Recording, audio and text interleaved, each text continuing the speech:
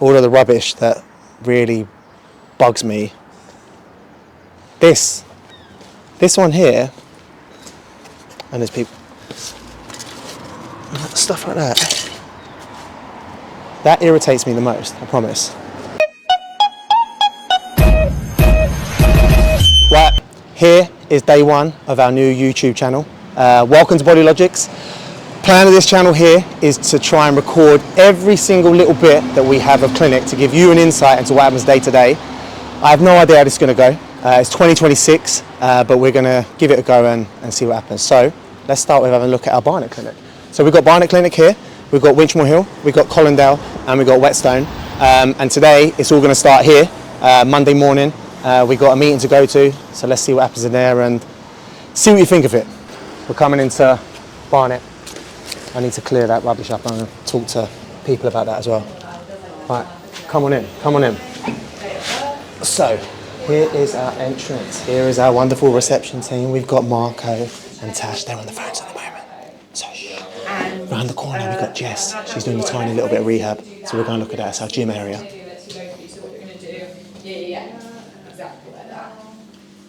In here, yeah. So we have to be quiet when people are doing rehab so we don't interrupt it. Right, coming out here, we've got 4 treatment rooms. Treatment room number 1, treatment room 2, 3, and 4. Now, in this room here, got a slight little problem. The guy who does our fitting has come and taken our treatment table, so we can't use that room today, which is a little bit annoying because we didn't really get much notice of that. Yeah, for treatment room 3, 4, down here, we've got our admin area. Now this is a problem because you can see here, sometimes we have a meeting with 3 people here and there's no sound block, there's no space as well. So when we're meeting, we have to whisper. So it's very, very, very difficult to talk about, especially sensitive information. So long term, I would love a room where things are blocked off and we can actually talk a bit more openly. Like we do it in our other weekly meetings, which will show you what happens in there. But we use treatment rooms and there's a big problem with the treatment room use because that then takes away the fact that we can't put a therapist in there, which impacts everything else in terms of revenue, seeing people and growing the business. So yeah, it's definitely moving forward. I want to have a better setup than this. But at the moment, we make do with the space we have. And yeah, we'll look at that in the future. Right, what we're going to do here now, we're just going to have a very, very quick brief look at what equipment we have here. We have the gym on the other side, which is relatively fully equipped. And this is definitely the best setup we have for all the clinics, where we can do really, really good rehab with. But what we also have, we've got this ultrasound machine. Now, again, these are things that really bother me because this here has been like that for about a week now and it hasn't been used. We tried to tape it together, but we need to get a new one of these because otherwise we have no idea if that's going to work. So currently that's sitting there out of use, but that bothers me. So we need to get that sorted. And this here is, here comes one of our wonderful physios and their wonderful patient, I must add. Shockwave. This here is a really, really good piece of equipment, to be fair. But one of the things to note when you're doing this, I have to be a little bit quiet because what's going on in there. When you apply this, it's really good for like tendon healing and it breaks tissue down to rebuild it. But in order to break something down, it comes at the expense of relatively high levels of pain. So it depends what your pain threshold is to how well you cope with it. Some people, they're in it screaming in agony, but some people are fine with it. So it depends what your acceptance or tolerable levels are. Me personally, I'm awful with it, but I hear some people that are having it and I can hear this thing working. You can hear when it's working because the thing's going bang, bang, bang, bang, bang, bang, bang. But yeah, they're not making any pain. Whereas if you just tap it on me, I just jump off the bed. So yeah, think about it. If you ever want shockwave, it's really, really good, but you've got to understand what you're walking into when you have it. Let's go and have a look at the gym area. Yeah, just film in here a second. Filming? Listen. What can you hear? Footsteps. What else can you hear? Tapping. What else can you hear? You. What else? Nothing. Exactly. Let's go and speak to our in-house DJ. Oh, hey. Sorry. Hello, Marco. How are you? I can't wait for this excuse. Go on. Tell everyone. Tell everyone about it. And we was late as well. Even better. Amazing. So I didn't hear about that, and there's no music. It's a double whammy that is for you, mate. No, that was my fault. Oh, here we go, yeah. Sure. Yeah, so. It sounds really, really simple, but it's so quiet in here. There's no atmosphere, so. I know, but because you love it, other people might not love it. I'm Queen, you not know that. So yeah, having some type of music atmosphere is quite important to me. And that's what we're going to do. I did ask Marco to do that, but, you know, yeah, I'll do it for you, Marco, don't worry, mate. So yeah, big thing. Anyway, let's have a look around. Pieces of equipment we've got. We've got the 4 dumbbell rack. I don't know, when we bought this, we bought 30 kilos of it, and I honestly don't know if they've ever been used. They sit there, but yeah, that is helpful. We really only need this line, if I'm honest. Very few of that get to there. All this stuff here is really good. These are all a great investment, to be fair. If you ever need rehab, doing stuff like this is great, especially at end stage. We've got squat rack. What we've got, 150 kilos worth of weight, I think. Resistance bands. These are really good. These TRX cables, they're super good for rehab. You can do loads of stuff with that. So again, if you have a home gym, rather than buying all this equipment, get these and the resistance bands. You can do massive workouts with it. Leg press, that's great for leg rehab, knee injuries. Loads of really good data with these for injury prevention as well. Running machine, we need to make better use of this, to be fair. Thankfully, it doesn't gather dust, but yeah, doing running analysis and stuff like that. But we need to set the camera up over there better to be able to do it, and I need to go through with people a little bit more detail about what they're looking for. Yeah, leg extension machine, our water machine over there. I'm going to get that connected this week. That's on video as well, because that's probably been sitting there for 3 weeks. It looks great, but it doesn't actually do anything. Yeah, then we've got kitchen and toilet back there, and that's kind of it. But you can do loads of good stuff in here, especially using this runway all the way down here for hop testing and agility-based exercises. It's a good one for that. So yeah, that's the barn area. We'll take a look at the Whetstone, Colindale, and Winchmore Hill soon. Colindale's decent because we've got the full gym there, so we'll give you a tour of that soon, and you can see what we can really do with rehab there. What we're doing here now is, Tash, when did you come on board with us? May. So since May, we've been trying to make our accounting system a little bit better than what it has in the past. A little bit better. Can you just say a lot better? Teeny bit better. The methods I had before, they were highly effective. And Tash came in and did an audit of it, and was very, very complimentary of how well they'd been documented for I was well impressed. the years I've been doing it. And obviously she wanted to bring her own ideas, so she actually brought in a different way of doing things, slightly different to how I do it. But that's what we're looking at the moment, the professional setup, which is a hell of a lot better than what I used to do with my Excel sheet. So we're doing it properly now. I'm trying to get my head around it all. Tash is trying to get her head around the way that I work. So as much as I dig her out with her accounting, I'm probably the bigger problem with all of this. And need to keep my nose out of it as much as possible. I can't help it. I'm trying to get out of it. Yeah, I am trying to get out of it, I promise you. I'm trying to focus on other things. But yeah, so I'm just trying to get my head around what we do with it, and we're looking at what last month's was. Last month was December. It's always a really tough time because we have obviously the Christmas holidays, so we have annual leave for staff, we have people off of work, but we have our metrics that we try and hit, so we're just trying to see how we get on with that.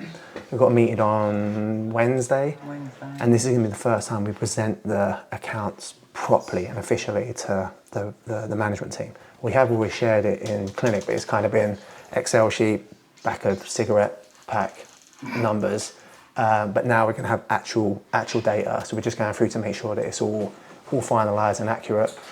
And then on Wednesday we'll report how it all goes down, so watch this space. Airplane. We're back here at Barnet. We're going to go and meet Gemma now. So Gemma's our head of clinic operations, and she's got a meeting at 3:30. I'm going to give you a little insight into what she does, then we're going to join her meeting as well, and then you get an insight into that side of the business and where her expertise and input comes from, and we'll just see how that all runs. So, let's go.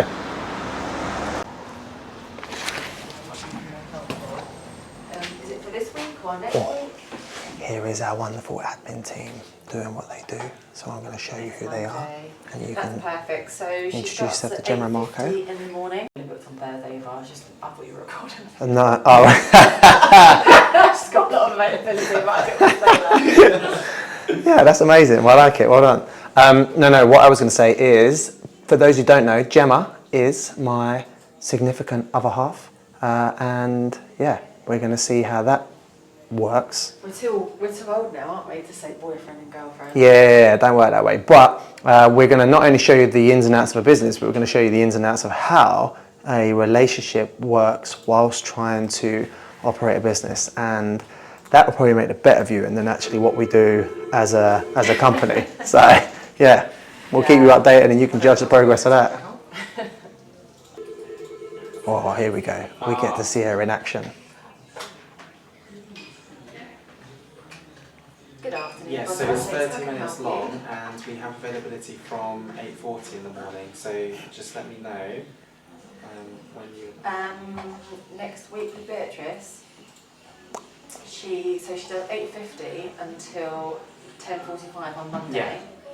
Yeah. And then she's available from the afternoon from 3:40 onwards. Okay, so I'm just changing that and I'll send you an email as well for you to get a confirmation.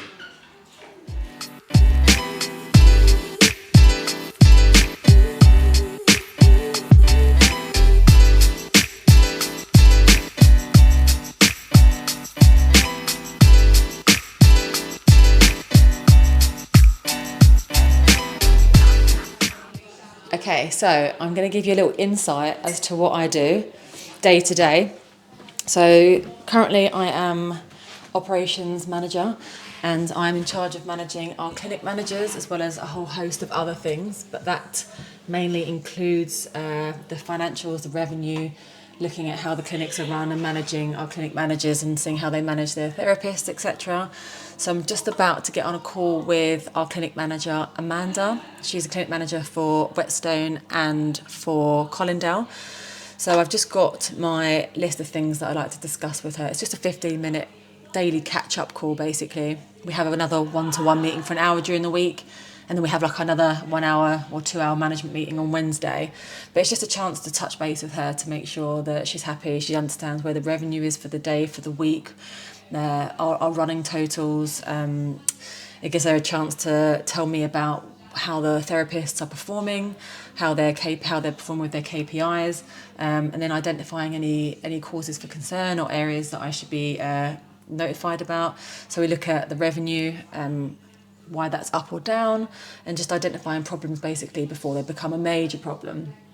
So yeah, revenue is one thing I look at, return rates of our patients, package of cares that are being sold, and all these kind of things are the KPIs that I'm most interested in. But obviously I'm also interested in things like our Google reviews, are we getting them in, what else? And then various other things, not mainly, but other things might be complaints. Do we have any complaints, how they're being dealt with? And then any other business really, and just keeping on top of everything. And this is a 15-minute condensed call. And then, like I say, we go into a bit more of a deep dive when we do our one-to-ones each week. But yeah, so I'm about to jump on the call and see how she's getting on.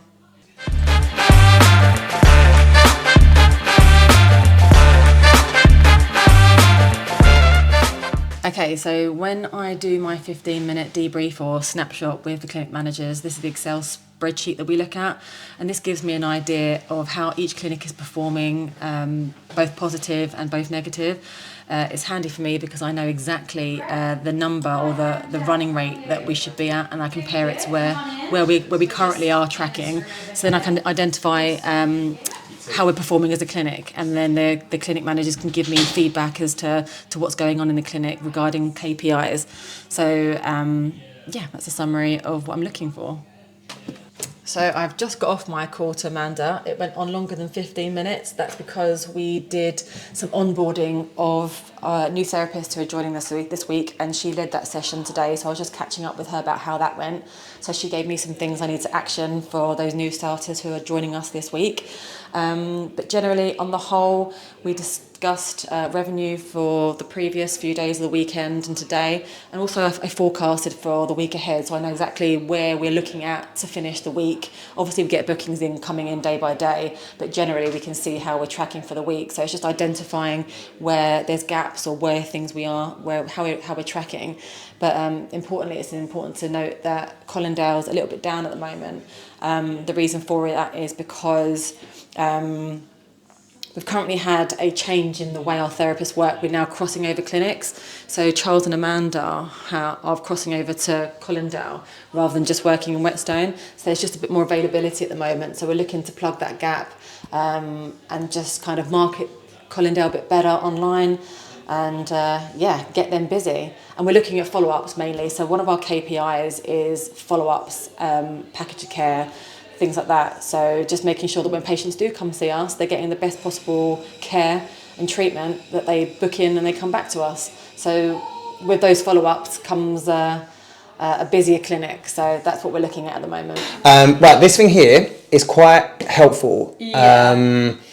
But if you just looked at just this, you're going to really struggle to understand how to apply it. Yeah, because it's like gibberish. Really. Yeah, this will be your kind of reminder kind of thing, rather than how to teach yourself. First things first. The first thing to know is your depth. Yeah. I always got this confused because 3 would suggest it's deeper, and what it's the complete opposite. So I always just think of opposites with that to help myself remember it. Then you've got your stages of like injury repair, so acute, subacute, chronic. Your acute 1 to 5 days, subacute is your 5 to 21. Anything beyond that will be your chronic thing. Yes. They're not super important to get right. Okay. They're more of a guidance thing. Yeah. Then these are your kind of your intensity of it. And then the last thing you got to know is your time. Okay. So once you set all this stuff up here, this is the easy part. So when you go through, so we click ultrasound on here, and you'll see on the different things here what the metrics are. Okay. So you've got your intensity is the first one, then your time, your duty cycle, and your frequency. So your 1 is the one which is deep. So if you change that, you can only change to 1 or 3. So frequency is if you're either so superficial or deep. So you've got to work out what you're treating first, and you think. So I would go right. What area am I treating? I'm treating ATFL, for example. Yeah. How deep do I want to go? I'm like, I could get away with 1. Personally, I'd probably do 3, just because. I'd probably do 1 rather than 3. Because 1, just might as well get a little bit deeper. Exactly. Yeah. It's not like you're going to miss it. Okay. So the waves kind of work outwards like that. Yeah. And it's not like they only start at they don't skip all of this bit here in between. They start hitting everything through. Then the other question is, well, how much harm can you really create by going a bit?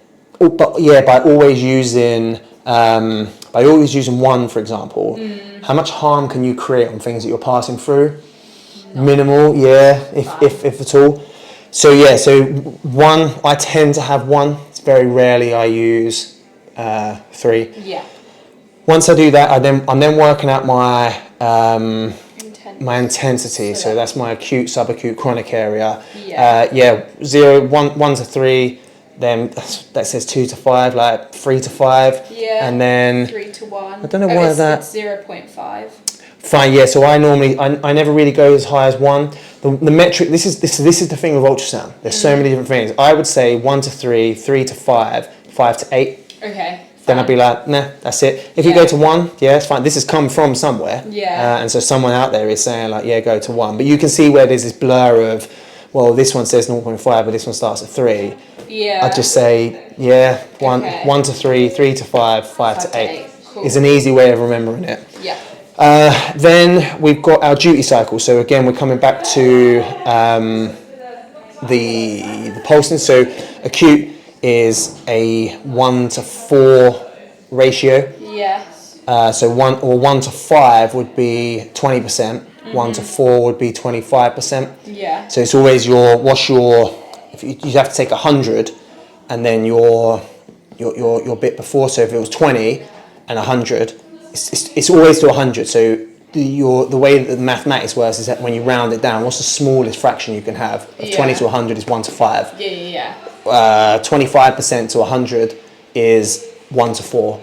Fine. When you come onto here, it will make a bit more sense. All you have to press is 20%, 50% or continuous. Okay, fine. Yeah. So the only reason you need to know this is 1 to 50% is 1 to 2. It's the smallest fraction. If you've got 50 over 100, your simplest version, that'll be 1 to 2. Yeah. If you've got continuous, it'll be 1 to 1. Yeah. 100 and 100.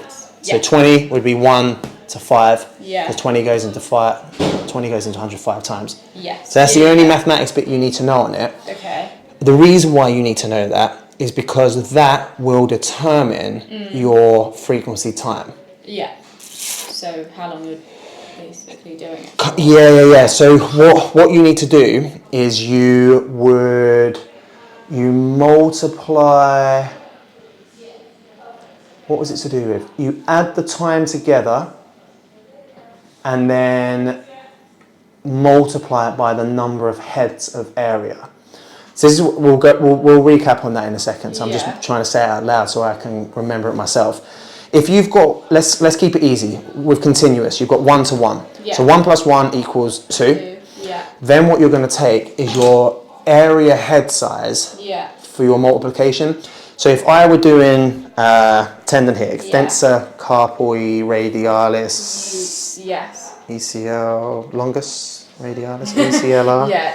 If I'm working here, so I've got a tiny bit of golfer's elbow happening, and I'm saying, right, my areas of pain, these are my 2 areas, I want to work on this area here. What I'm going to do is I'm going to measure roughly, like I've got 1 head, probably 2 heads deep. To sort out what my time is, I'm going to take my number of heads and I'm going to multiply it by whatever my number is, whatever my ratio is. So just multiply that by 1. It would be 2 because you add them together. Okay, so 1 over 1 is 2. So if we were working on 20%, I'm just going to stand down a second. Yeah, I can up the bed if you... No, it's all right. If I was working on 20%, so we've got 1 to 5. It would be 6. So 6 times... 2 heads. 2 heads. There you go. That's all. That's the only metric you need to work on. That's what determines your time. So if you're ever like, how long do I do it for? It's just maths. 12 minutes, fine. So and again, depending upon what you're treating and depending on the area head size. So on a patella tendon, probably 2 heads. If they're coming in with acute tendinopathy, then you might say, right, it's 1 to 5, 2 heads. Like we just said, 6 times 2 gives us our 12 minutes of it. The reason to know about the percentages is that 20% is only on for 20% of the time. Okay. So the actual crystal in here is only vibrating for 20% of that time that's on there. Now what we don't know is when. Fine. When is it? If I'm doing that on someone, you'll never know. It doesn't give you any feedback. The patient won't be able to feel it, but it will be working 20% of the time. So your job is to keep going on it. And the idea of it is it doses it, pulls it away, doses it, pulls it away, so it doesn't overdose the area. So that's where so if you did, in theory, if you did a continuous cycle on an acute tendinopathy, there is an argument that you're making the scenario worse. So that's where the theory comes into it. Now, we can debate that as much as we want. But it's always just important to make sure that we're doing the right thing rather than like, I'm not listening to that bit of research. I'm going to go what I know or what I think, and then follow the protocol. You've got everything you do. You've got to be able to justify it. If something goes wrong, like why did you choose that? Well, actually, this is what the protocol is. Because if you go in and say, well, I'm going to do continuous on an acute, and someone says why, you go, well, I find I get better results. It's like based on what? Like where have you justified your reasoning for it? Always think about that as why am I doing this? And play that with the things that we always talk about. Okay, what impact am I actually making here? So that's the things I know about. Okay. Any questions? Ask again. We can repeat it all again. Like, what was a bit about that? I feel like I need to just have a play around with it. Yeah, let me Go for it. that is the end of episode 1. I hope it was enjoyable. I'm now at the computer editing the content. It's much harder than I thought it was going to be, but I'm determined to keep this going. I think it's a great thing for us as a business. It gives people a really good insight into what happens day to day in a healthcare business. And if you have any feedback or things you want to see, then let us know and we'll see if we can include it in future episodes. But I'm not going to be deterred by the difficulty of this, and the aim is to at least get this year out of the way and then do a little bit of reflection then as to how well it's all gone. So you're going to see my face and everyone else's face a little bit more. So yeah, stay tuned.